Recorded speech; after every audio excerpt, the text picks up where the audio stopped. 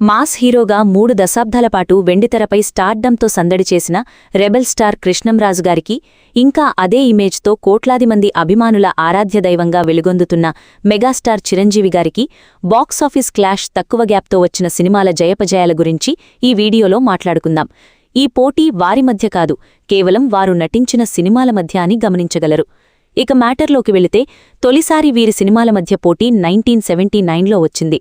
కృష్ణంరాజు నుంచి 2 సినిమాలు, కమలమ్మ కమతం, రామబాణం ఒక్కరోజు గ్యాప్తో రిలీజవగా, మెగాస్టార్ నుండి కుక్క కాటుకు చెప్పుదెబ్బ వచ్చింది.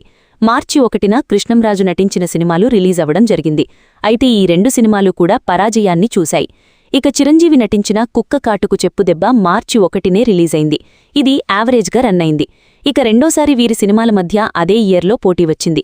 ముందుగా చిరంజీవి నటించిన కోతల రాయుడు మూవీ సెప్టెంబర్ 15, 1979లో రిలీజవ్వగా, ఇది వచ్చిన 13 రోజులకి కృష్ణంరాజు నటించిన రంగూన్ రౌడీ సినిమా వచ్చింది. కోతల రాయుడులో చిరు కామెడీ టైమింగ్ విశేషంగా అలరిస్తుంది. చిరు నుండి వచ్చిన ఫస్ట్ సోలో హీరోగా 100 రోజులు ఆడిన చిత్రంగా ఇది నిలిచింది. ఇలా కె. వాసు డైరెక్షన్లో వచ్చిన ఈ మూవీ విజయాన్ని అందుకుంది. ఇక దాసరి నారాయణరావు డైరెక్షన్లో కృష్ణంరాజు నటించిన రంగూన్ రౌడీ కూడా మంచి విజయాన్ని చూసింది. రెబెల్ స్టార్ కృష్ణంరాజుని ఎలా చూపించాలో అలా చూపించి అలరించారు. ఇక నెక్స్ట్ 1980లో వీరి మధ్య క్లాష్ వచ్చింది. ముందుగా చిరంజీవి నటించిన పున్నమి నాగు జూన్ 13న రిలీజవ్వగా, కృష్ణంరాజు నటించిన అల్లుడు పట్టిన భరతం 6 రోజుల గ్యాప్తో జూన్ 19న వచ్చింది. వీటిలో రాజశేఖర్ దర్శకత్వంలో వచ్చిన చిరంజీవి నటించిన పున్నమి నాగు భారీ విజయాన్ని దక్కించుకుంది. కె. విశ్వనాథ్ డైరెక్షన్లో వచ్చిన అల్లుడు పట్టిన భరతం పరాజయాన్ని చూసింది. ఇక 4వసారి వీరి మధ్య క్లాష్ 1980లో అదే ఏడాదిలో వచ్చింది. సీతారాములతో కృష్ణంరాజు, నకిలీ మనిషితో చిరంజీవి ఈ 2 సినిమాలు కూడా ఒకే రోజున ఆగస్టు 1నే రిలీజయ్యాయి. ఇందులో కృష్ణంరాజు జయప్రదాల కాంబినేషన్లో వచ్చిన సీతారాములు సూపర్ హిట్గా నడిచింది. దాసరి నారాయణరావు దీనికి దర్శకత్వం వహించారు. ఇక చిరంజీవి నటించిన నకిలీ మనిషి పరాజయాన్ని చూడాల్సి వచ్చింది. దీనికి దర్శకులు ఎల్.డి. లాల్. ఇక 5వసారి క్లాష్ 1981లో వచ్చింది. ముందుగా చిరంజీవి ప్రేమనాటకం సినిమాతో ఏప్రిల్ 18న వస్తే, దీనికి 6 రోజుల గ్యాప్తో కృష్ణంరాజు నటించిన పులిబిడ్డ వచ్చింది.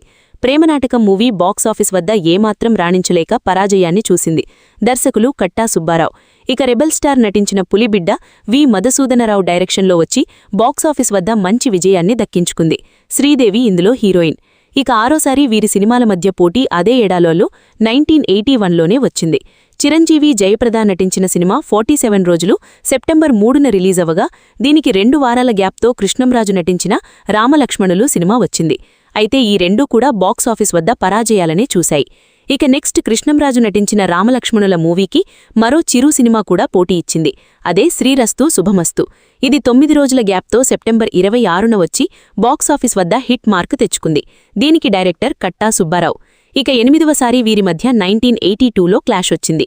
ముందుగా కృష్ణంరాజు జగ్గు సినిమాతో సెప్టెంబర్ 18న వస్తే, దీనికి 13 రోజుల తర్వాత అక్టోబర్ 1న చిరు మోహన్ బాబుతో కలిసి పట్నం వచ్చిన పతివ్రతల సినిమాతో రావడం జరిగింది.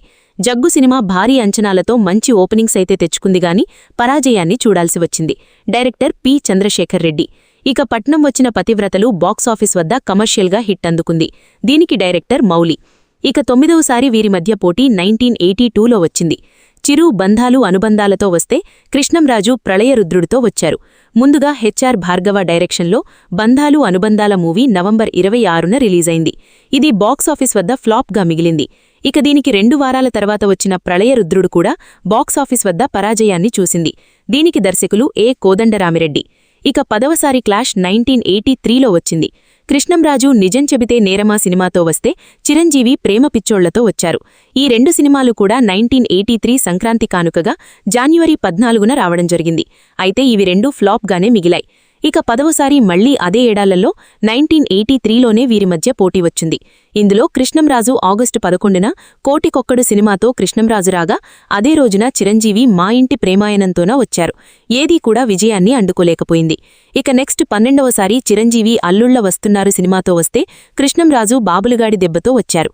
కె. వాసు డైరెక్షన్లో అల్లుళ్ల వస్తున్నారు మూవీ ఫిబ్రవరి 11, 1984లో వచ్చి పరాజయాన్ని చూసింది. ఇక దీనికి 5 రోజుల తర్వాత ఫిబ్రవరి 16న కె. వాసు డైరెక్షన్లో బాబులుగాడి దెబ్బ వచ్చి హిట్గా నిలిచింది. ఇక తర్వాత 13వసారి మళ్లీ 1984లోనే వీరి సినిమాల మధ్య పోటీ వచ్చింది. కృష్ణంరాజు రారాజు సినిమాతో వస్తే చిరు ఛాలెంజ్ సినిమాతో వచ్చారు. ఆగస్టు 3న వచ్చిన రారాజుకి డైరెక్టర్ జి రామ్మోహన్ రావు కాగా ఇది బాక్సాఫీస్ వద్ద విజయాన్ని అందుకుంది. ఇక దీనికి 6 రోజుల గ్యాప్తో ఆగస్టు 9న వచ్చిన ఛాలెంజ్ మూవీ కూడా మంచి విజయాన్ని చూసింది. దీనికి డైరెక్టర్ ఏ కోదండరామిరెడ్డి. ఇక 14వసారి పోటీ కూడా 1984లోనే వచ్చింది.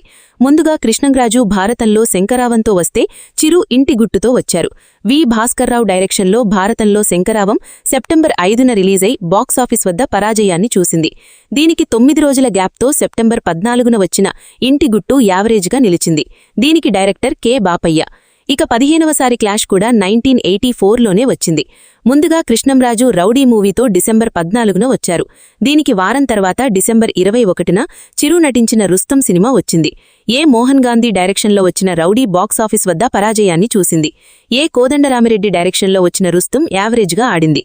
ఇక 16వసారి 1986లో వీరి మధ్య క్లాష్ వచ్చింది. చిరంజీవి కిరాతకుడు సినిమాతో వస్తే కృష్ణంరాజు ఉక్కు మనిషితో వచ్చారు.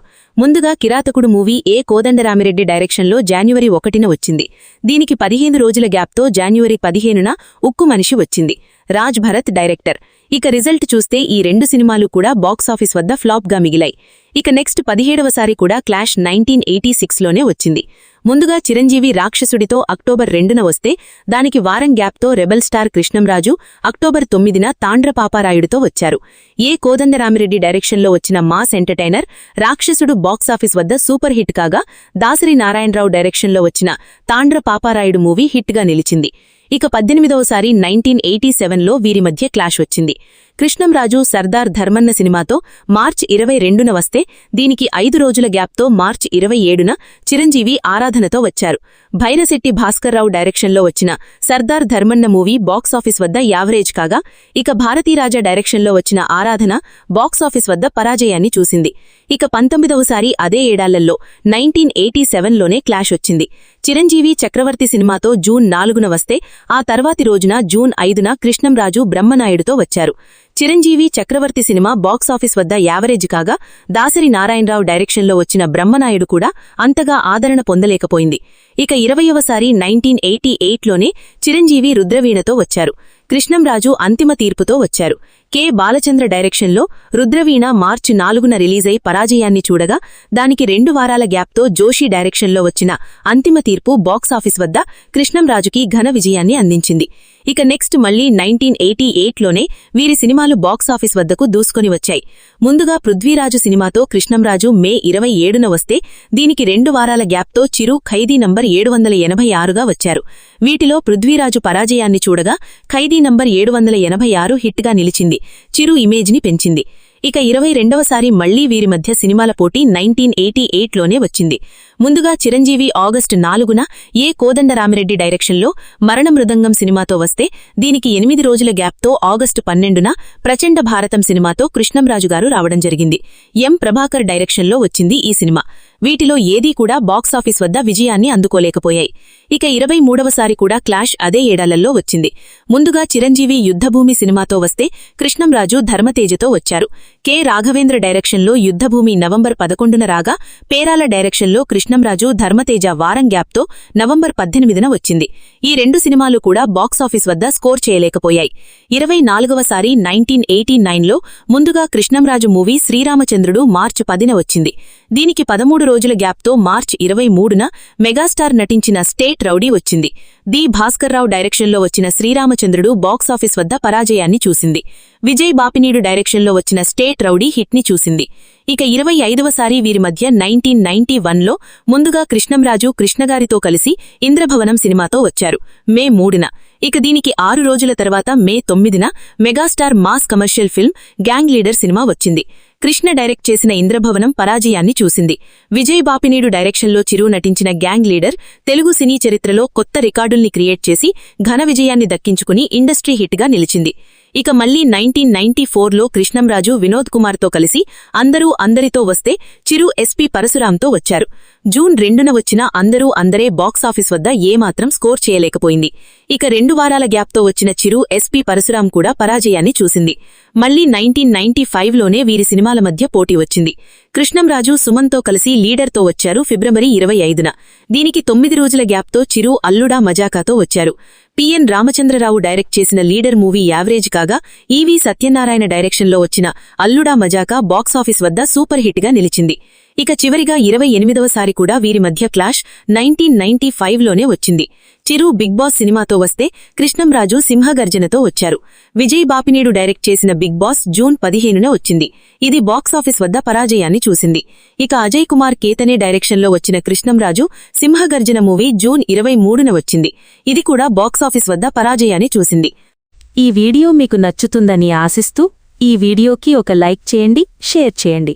మా ఛానల్ని సబ్స్క్రైబ్ చేసి పక్కనే ఉన్న బెల్ ఐకాన్ని ప్రెస్ చేయండి. మా ఛానల్లో వీడియో చూసిన ప్రతి ఒక్కరికీ కూడా పేరు పేరున ధన్యవాదాలు చెప్పుకుంటున్నాను.